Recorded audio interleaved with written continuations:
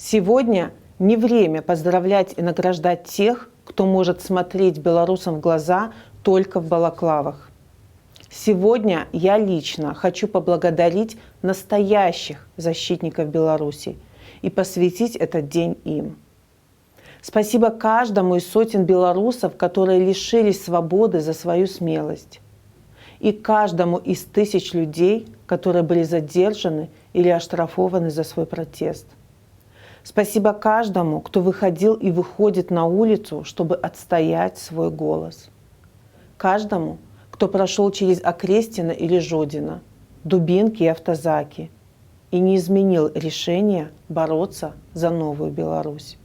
Спасибо каждому, кто продолжает делать любые акции поддержки и мирного неповиновения. Спасибо каждому, кто помогает политзаключенным и их родственникам. Каждому, кто нашел соратников в сообществах своих районов. И каждому, кто вне зависимости от своего места работы встал на сторону народа. Спасибо каждому, чья воля оказалась сильнее репрессий. Каждый из вас – герой перемен. В Новой Беларуси появится множество памятных дат, которые мы сделаем праздниками и будем отмечать уже все вместе. Но уже сегодня я поздравляю и благодарю каждого белоруса, который победил свой страх ради свободы.